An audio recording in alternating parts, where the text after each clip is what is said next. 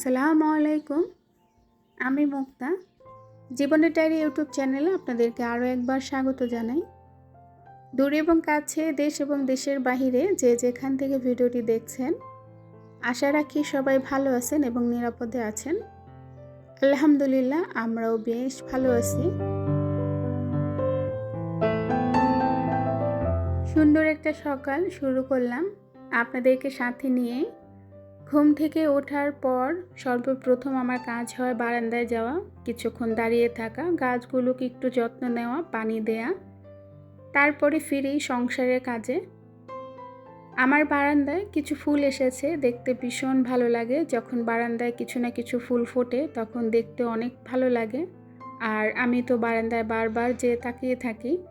যদিও আমার বারান্দায় বেশি একটা ফুলের গাছ নাই, যা আছে সেটাই আমাকে খুব বেশি মুগ্ধ করে। যখন ফুল আসে দেখতে অনেক ভালো লাগে। বারান্দা থেকে আসার পর চা বসিয়েছিলাম। এখানে কিছু বিস্কিট জারে ভরে নেব। সকালবেলা তো হালকা পাতলা নাস্তা করাই হয়। সোহানা বাসায় থাকে না, ও স্কুলে চলে যায়। মোস্তাকিম আর আমি, মোস্তাকিমের বাবাও তাড়াতাড়ি চলে যায়। তো মা ছেলে খুব হালকা পাতলা নাস্তা দিয়ে সেরে ফেলি সকালটা। মাঝে মধ্যে রুটি খেতে ইচ্ছে করলে রুটি বানাই। সকালের নাস্তাটা নিয়ে তেমন একটা প্যারা নেই না।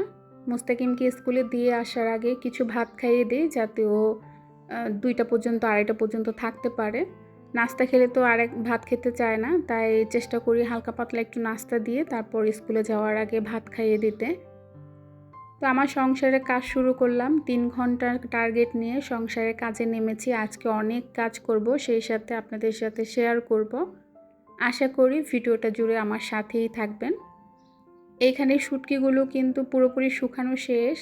আপনারা তো জানেন কয়েকদিন ধরে আমি শুটকি দিচ্ছিলাম। তো একদিনে তো শুটকিগুলো শুকায় না, 2 দিন 3 দিন লাগছে শুটকিগুলো শুকাইতে।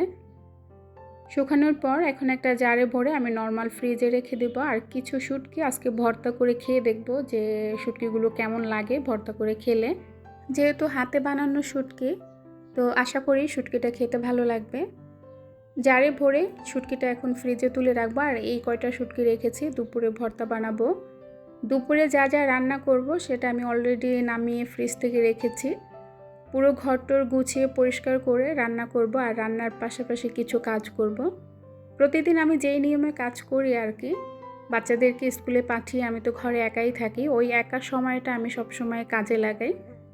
আর বাচ্চারা বাসায় আসার আগে ঘরের সমস্ত কাজ শেষ করে ফেলে, ওরা এসে যাতে গোসল করে খাবারটা সামনাসামনি পায়। আজকে দুপুরে গরু গোশত রান্না করব, সেই জন্য ফ্রিজ থেকে গরু গোশতটা নামিয়ে ভিজিয়ে রেখে এসেছি। তারপরে চলে এসেছি রুমগুলো গোছাতে। যে কোনো কাজেই টার্গেট নিয়ে করা ভালো। টার্গেট নিয়ে করলে সেই কাজটা কিন্তু সফল হওয়ার সম্ভাবনা বেশি থাকে। শুধু ঘরের কাজ না, আপনি যে কোনো একটা কাজ করবেন, কাজ করার আগে টার্গেট থাকতে হবে যে হ্যাঁ, এই কাজটা সম্পূর্ণ করতেই হবে যেইভাবেই হোক। তো আমরা সংসারটাও কিন্তু সেভাবেই সামলাই। এই 2-3 ঘন্টার মধ্যে সংসারে কিন্তু কাজ কম না। আমরা যারা সংসারে কাজ করি, কারো উপর নির্ভরশীল না, নিজেদের কাজগুলো নিজেদের হাতেই করি, তারা কিন্তু জানি যে সংসারের কাজ কতটুকু বা কত সময় লাগে। তো আমাদের সংসারের কাজগুলো যদি আমরা স্টেপ বাই স্টেপ বা ঘন্টা নিয়ে টার্গেট নিয়ে করি, তাহলে দেখবেন সময়ের মধ্যে কাজগুলো করে আপনি কিন্তু অনেকটা সময় পাবেন নিজেকে দেওয়ার মতো বা একটু রিল্যাক্সে থাকার মতো। আমি যেহেতু 2টা প্ল্যাটফর্মে কাজ করি, তাই চেষ্টা করি সংসারের কাজগুলো একটা টার্গেট নিয়ে করার। এই টার্গেটের মধ্যেই সংসারের সমস্ত কাজ শেষ করব। তারপরে আমার যেই বাড়তি কাজগুলো সেইগুলোতে আমি সময় দিব।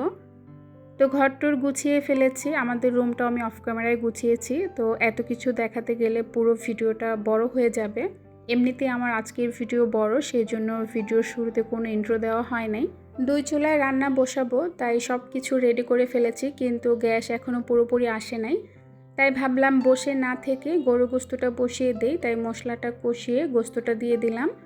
তো এটা কষানো হতে থাক, বাকি যে কাজকর্মগুলো আছে সেইগুলো আমি করে নেব। তো আজকে গরু গোশত রান্না করেছিলাম, শুটকি রান্না করেছিলাম, সেই সাথে ভেন্ডি ভর্তা, ধুন্দুল ভর্তা আর শুটকি ভর্তা করেছিলাম। তবে একটু ভুল হয়েছে, আজকে না তেমন করে রান্নার কিছু আপনাদের সাথে শেয়ার করতে পারি নাই। বোঝেনই তো, ভিডিও করতে গেলে সংসারের এই দিকের কাজগুলো সেভাবে হয় না। তাই আপনাদের সাথে রান্না বাড়ার আজকে ডিটেলসে কোনো কিছুই শেয়ার করতে পারি নাই। তো গরু গোস্তটা বসিয়ে দিয়ে এখানে কিছু কাপড় গুছিয়ে নিলাম। গতকাল যে কাপড়গুলো ধুয়েছিলাম সেগুলো শুকিয়ে গিয়েছে, সকালবেলা বারান্দা থেকে এনে খাটের উপরে রেখে দিয়েছি। আর এদিকে দেখুন, আমার বিছানার চাদরটা কিন্তু অনেক বেশি পুরনো, অনেক বছর আগের একটা চাদর আমি বিছিয়েছি। তবে এই চাদরটা নতুন অবস্থায় কিন্তু এরকম একটা ডিপ কালার ছিল। আর চাদরটা কিন্তু খাটে বিছালে ঘুমাইতে অনেক বেশি আরাম লাগে, কমফোর্টেবল লাগে। নতুন চাদর বিছালে কিন্তু এতটা আরাম লাগে না।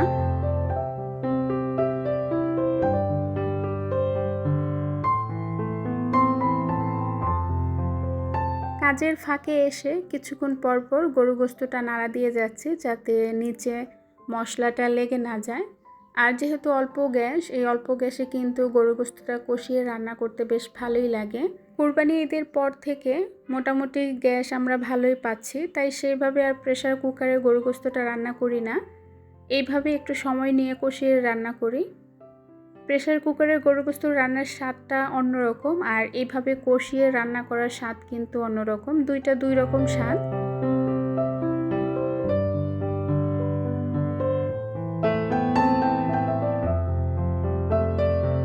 আজকে গোস্তর মধ্যে কিছু আলু দিয়েছিলাম আর একটু মাখো মাখো ঝোল রাখলাম। এর মধ্যে কিন্তু রান্নাটা হয়ে গেছে। এখন কিছু জিরা গুঁড়া দিয়ে কিছুক্ষণ চুলায় রাখবো, তারপরে নামিয়ে নিব, একে একে সব রান্নাগুলো সারবো। যেহেতু এখনও পুরোপুরি গ্যাস আসে নাই, তাই 2 চুলা মনে হয় না রান্না করা সম্ভব। তাই কাজ করব, সেই ফাঁকে ফাঁকে রান্নাটাও করব। নর্মালি আমরা বাজার থেকে যেই গরু গোস্তটা কিনে আনি, সেই গোস্তটা দেখবেন আলু দিয়ে ঝোল ঝোল রান্না করলে খেতে বেশ ভালো লাগে। তবে কুরবানির গোস্তটা কিন্তু ভুনাই মজা, আলু দিয়ে তেমন একটা ভালো লাগে না।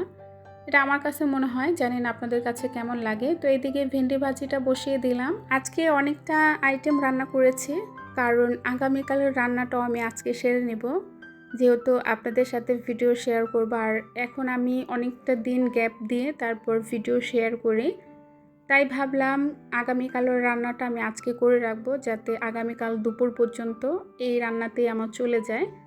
এজন্য আজকে কিছুটা আইটেম বাড়িয়ে রান্না করছি, যেমন ভর্তা, শুটকি, ভেন্ডি ভাজি, গরুর গোস্ত। এটা দিয়ে কিন্তু 2 দিন আমরা চলে যাব অনায়াসে। তো ওই চুলাটা অফ করে দিলাম, এই চুলায় ভেন্ডি ভাজিটা নিয়ে আসলাম। আর চুলার উপরে একটু হালকা করে মুছে নিচ্ছি, যেহেতু গরুর গোস্তটা রান্নার টাইমে অনেক বেশি ছিটে, চুলার এপাশ ওপাশ অনেক বেশি নষ্ট হয়, দেখতেও খারাপ দেখা যায়। তাই রান্নার ফাঁকে ফাঁকে কিন্তু এভাবে মুছে চুলাটা ক্লিন রাখি, দেখতেও ভালো লাগে। যেহেতু আমরা ভিডিও তৈরি করি, সৌন্দর্যের একটা ব্যাপার আছে। তো আজকে ক্যামেরাটা অফ করে পরিষ্কার করি নাই, আজকে ক্যামেরাটা অন করে আপনাদের সাথে শেয়ার করলাম যে রান্নার ফাঁকে ফাঁকেও কিন্তু এভাবে চুলা পরিষ্কার করি। এদিকে ভেন্ডি ভাজিটা প্রায় হয়ে এসেছে।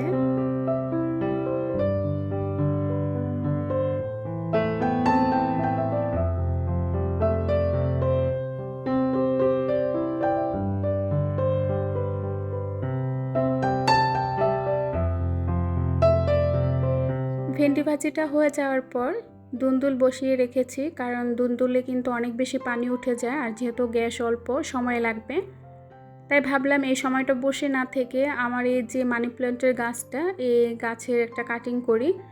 সবচেয়ে বড় যে লম্বা ডালটা, অনেক বেশি লম্বা হয়েছিল একদম নিচের ফ্লোর পর্যন্ত, সেই ডালটা কেটে ফেললাম। এটাকে ছোট ছোট করে আমি একটা টবে লাগাবো। আর এর সাথে কাটা মুকুটের যে গাছটা, সেই গাছের একটা ডাল শুধু লম্বাই হচ্ছিল, তো সেই ডালটাও মাঝখান থেকে কেটে ফেলেছি, এটাও একটা টবে লাগাবো। তো আমি যেভাবে মানি প্ল্যান্ট লাগাই আজকে আপনাদের সাথে শেয়ার করলাম, এভাবে ছোট ছোট করে, তারপর যেই জায়গাটা দিয়ে একটু করে শিকড় বের হয়, সেই জায়গাটাই কিন্তু আমি মাটিতে পুঁতে রাখি।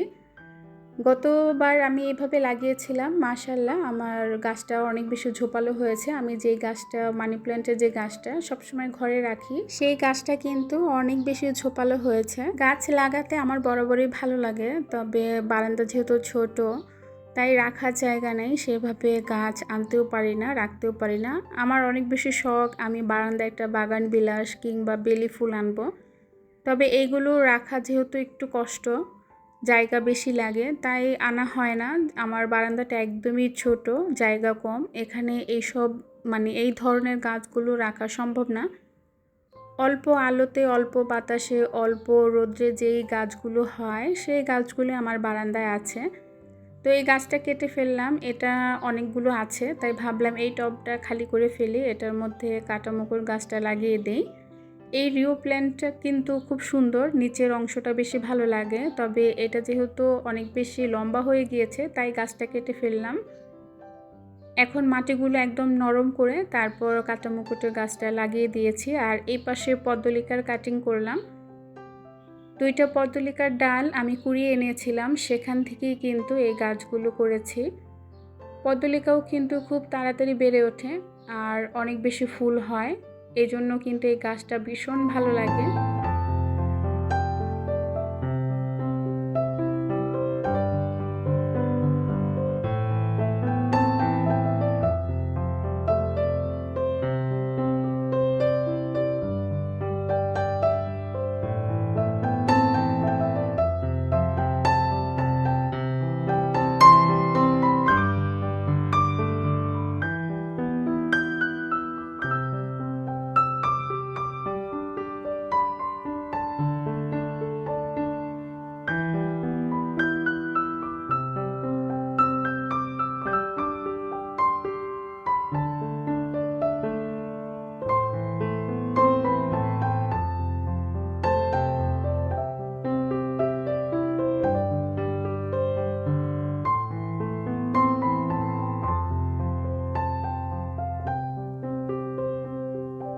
ঘর ঝাড়ু দেওয়ার আগে বারান্দার কাজগুলো করে নিলাম। এই যে এখন বারান্দাটা পরিষ্কার করে তারপর ঘরটা ঝাড়ু দিয়ে পুরো ঘরটা মুছে নেব, তারপরে কিন্তু আমার কাজকর্ম শেষ। এর মধ্যে কিন্তু ফাঁকে ফাঁকে রান্নাঘরেও গিয়েছি, রান্নাঘরের কাজটাও কিন্তু অল্প অল্প করে সেরে নিয়েছি। মোট কথা ছেলে মেয়ে আসার আগে আমার ঘরের সংসারের সমস্ত কাজ আমি শেষ করে ফেলি। মাত্র 2-3 ঘন্টা সময় হাতে নিলেই কিন্তু সংসারের সমস্ত কাজ করে নেওয়া যায়, এটা কোনো ব্যাপার না। সবগুলো কাজ একটু জায়গা পরিবর্তন করলাম, তারপরে ঝেড়ে মুছে পরিষ্কার করলাম। সবগুলো গাছের মধ্যে আবারও একটু একটু করে পানি দিলাম। সকালবেলা পানি দেই ঠিকই, কিন্তু দুপুর না হতে আবার শুকিয়ে যায়, যেহেতু গাছের গোড়ায় কিন্তু মাটি কম, অনেক রোদ, সেই সাথে রোদের যে তাপ তাতে কিন্তু মাটিগুলো শুকিয়ে যায়। বিকেলে যখন পানি দিতে আবার আসি তখন দেখি মাটিগুলো একদম শুকিয়ে একদম শক্ত হয়ে আছে, মনে হয় কি পানিই দেই নেই। এটা হচ্ছে বিকেলের কিছু অংশ। দুধটা জাল করে সোহানাকে 1 গ্লাস দুধ দিলাম যে গরম গরম দুধটা খাও। আর ও যেহেতু টিফিন করে, মানে ভারী টিফিন করে ক্যান্টিনে, সেজন্য দুপুরের খাবারটা এসে সেভাবে খেতে চায় না, একটু সময় নিয়ে খায়।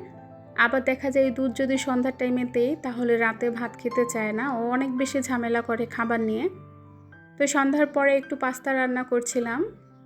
প্রথমে গ্যাস ছিল না, তারপর সিলিন্ডারে পাস্তাটা বসিয়ে দিলাম, তারপরে দেখলাম আবার গ্যাস চলে এসেছে, তারপর লাইনে গ্যাসেই শেষটুকু রান্না করলাম। 3 ঘন্টা টার্গেট নিয়ে নেমেছিলাম সংসারের কাজে। ব্যস্ততার মধ্যেও একে একে সব কাজ গুছিয়ে ফেললাম। ক্লান্তি আছে, কিন্তু পরিপাটি ঘর দেখলে মনে একটা তৃপ্তিও আসে, বড় একটা শান্তিও লাগে। আজ 3 ঘন্টা টার্গেট নিয়ে সংসারের সমস্ত কাজ গুছিয়ে ফেললাম। ঘর গোছানো, রান্না, পরিষ্কার পরিচ্ছন্নতা সব কিছু সময় মতো শেষ করার চেষ্টা করেছি। সংসারের কাজ আসলে কখনো শেষ হয় না, কিন্তু একটু পরিকল্পনা করে কাজ করলে অনেক কাজ কম সময় সুন্দরভাবে করা যায়। কাজ শেষে ঘরটাকে যখন পরিপাটি দেখি তখন মনে একটা শান্তি লাগে। সংসারে কাজ হয়তো বাহির থেকে ছোট মনে হয়, কিন্তু প্রতিটি কাজের পেছনে থাকে সময়, ধৈর্য আর পরিশ্রম। প্রতিদিন নতুন নতুন কাজের চ্যালেঞ্জ থাকে, তবুও পরিবারের স্বাচ্ছন্দ্য আর হাসিমুখ দেখলেই সব ক্লান্তি দূর হয়ে যায়। একজন গৃহিণীর দিন শুরু হয় দায়িত্ব নিয়ে আর শেষ হয় আগামী দিনের প্রস্তুতি নিয়ে। এভাবেই ভালোবাসার যত্ন নিয়ে এগিয়ে চলে একজন সংসারী গৃহিণীর জীবন। কাজ শেষ করে এখন বেশ ভালোই লাগছে। দিনের শুরুতে যে কাজগুলো অনেক বড় মনে হচ্ছিল সেগুলো একে একে শেষ হয়ে গেছে। সময়কে ঠিকভাবে কাজে লাগানোর অনেক কিছুই সম্ভব। আজকে যেহেতু গরু গোশত রান্না করেছিলাম তাই মোস্তাকিমের বাবা খিচুড়ি কিনে নিয়ে এসেছে।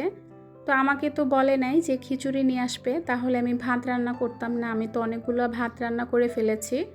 তো তো কি আর করা, আমরা 3 জনে খিচুড়ি খাবো আর মোস্তাকিমের বাবা ভাত খাবে। তো ভিউয়ার্স, আজ এখান থেকেই বিদায় নেব। সবাই ভালো থাকবেন, সুস্থ থাকবেন, নিরাপদে থাকবেন। আল্লাহ হাফেজ। আসসালামু আলাইকুম।